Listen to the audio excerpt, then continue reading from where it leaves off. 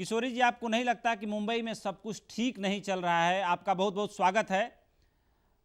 धन्यवाद, आपने समय निकाला। मेरा सवाल है कि आपको नहीं लगता कि मुंबई में सब कुछ और महाराष्ट्र में सब कुछ ठीक नहीं चल रहा है?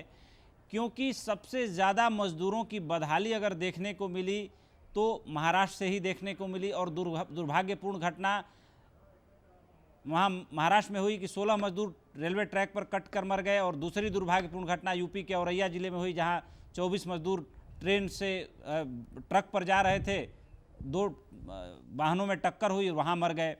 ऐसे में आपको नहीं लगता कि अगर मुख्यमंत्री चाहते तो, अगर उनको ट्रेन की ज़रूरत थी, राज्य सरकार भेजना चाह रही थी, तो फ़ोन उठाते और पीयूष गोयल जी से बात कर लेते? दोनों लोग मुंबई के रहने वाले हैं, दोनों लोगों का पूरा जीवन मुंबई में बीता है। ऐसे में ट्विटर पे इस तरह की बातें करना और ट्विटर पे रिस्पांस करना, फिर उद्धव ठाकरे जी जो है योगी आदित्यनाथ जी को के उद्धव ठाकरे जी के सहयोगी संजय राउत जी सामना के संपादक भी हैं, वो उनको हिटलर कह दे रहे हैं। ऐसे में आपको नहीं लगता कि बातचीत से मसले को हल करना चाहिए, ना कि एक दूसरे के ऊपर ट्विटर वार और शब्दों के विषैले बाण छोड़ने के बजाय एक दूसरे से फ़ोन उठाना चाहिए, बात करना चाहिए? और सवाल मजदूरों का है, जहां महाराष्ट्र में सबसे ज़्यादा मजदूरों की फजियत हुई है, सबसे ज़्यादा उनकी बदहाली महाराष्ट्र में देखने को मिली है, तो आपको नहीं लगता कि महाराष्ट्र में सब कुछ ठीक नहीं चल रहा है, ठीक करने की ज़रूरत है?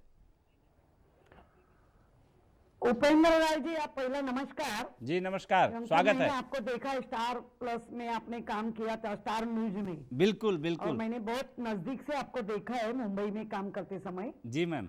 तो मुझे लगता है कि आपने तो मुंबई में तो बहुत ही अच्छा काम किया था स्टार न्यूज में, और अभी भी आप मुंबई का और महाराष्ट्र का हाल पूछ रहे हैं।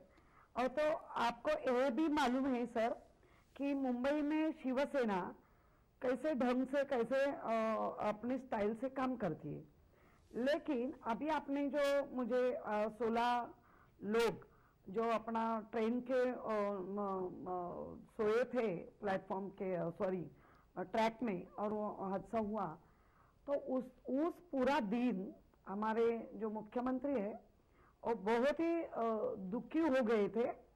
और उसके बाद और चर्चा होने के बाद भी जो लोग उनको वही हम कहते हैं कि आप जिधर है उधर शांति से रहो, क्योंकि हम लोगों ने जो अभी महानगर पालिका या महाराष्ट्र राज्य सरकार जो हर गली में हर घर में जिसको खाने की जरूरत है वो जरूरत पूरी करते हैं, हमारे नगर सेवक के माध्यम से, हमारे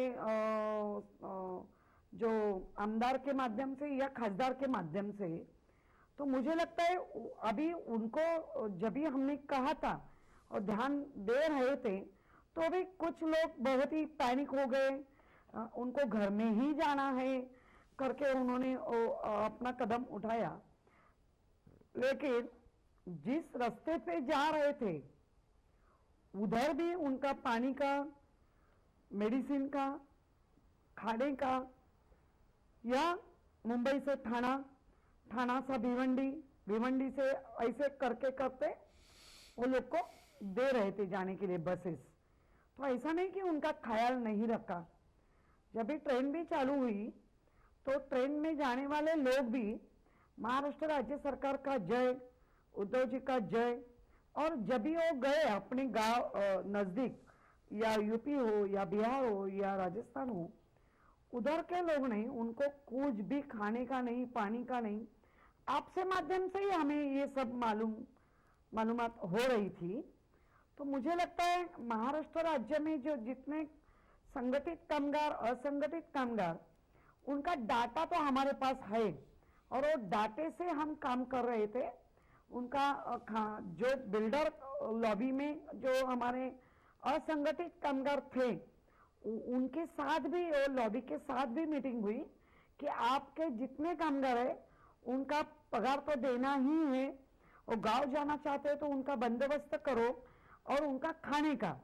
तो मुझे लगता है महाराष्ट्र राज्य सरकार या मुंबई, हमने कभी भी किसी को छोड़ा नहीं है। पकड़ के हमारे जैसे बोलते हैं ना, माँ बाप पिताजी के जैसे ख्याल रखना चाहिए, उस हिसाब से ख्याल रख रहे थे लेकिन बहुत से लोग जो बच्चे लोग थे उनको लग रहा था कि नहीं मुझे जाना ही है गांव में, तो वो जा रहे थे। मजदूर जब परेशान हो गए और तमाम चैनलों ने उनकी बाइट, उनका इंटरव्यू दिखाया कि बहुत जगहों पर उनको खाने को नहीं मिल रहा था, उनका ठीक से ध्यान नहीं रखा जा रहा था, और कहीं ना कहीं जब किसी के मन में असुरक्षा आ जाए, इनसिक्योरिटी आ जाए, तो वो ऐसा ही करता है जैसे महाराष्ट्र या अन्य जगहों पर मजदूरों ने किया। वो निकल पड़े पैदल ही जब उनको साधन नहीं मिला, और इस कारण उनके पैदल चलने के कारण, अगर आदमी का शरीर है कितना भी मजबूत हो, लेकिन 1000-2000 किलोमीटर अगर कोई पैदल चलेगा तो उसके पैरों में छाले होंगे, उसको धूप लगने से, मौसम की मार पड़ने से हो सकता है उसको फीवर आए, उसकी तबीयत खराब हो, और ऐसे में जब कोरोना जैसी महामारी फैली हो तो संक्रमण के चांसेस बहुत ज़्यादा हैं। तो आपको नहीं लगता कि मजदूरों का विश्वास सरकार में बना रहे, इसके लिए सरकार को और बेहतर और आगे बढ़ के काम करना चाहिए था? कहीं ना कहीं डिस्ट्रिक्ट एडमिनिस्ट्रेशन लेवल पे और सरकार के लेवल पे भी उस तरह से देखभाल नहीं हो सकी जिस तरीके की जरूरत थी। नहीं सर, मैं नहीं मानेगी, क्योंकि मैं खुद उसमें इन्वॉल्व होके काम कर रही है, और मुझे लगता है ख्याल रखना, उनका दवा पानी का ख्याल रख रहे थे, खाने का ख्याल रख रहे थे। जो रास्ते पे है उनका ट्रेन भी है, जिधर जिधर हो सके उनको हम ले रहे थे, तो वो असुरक्षित नहीं थे, वो सुरक्षित थे।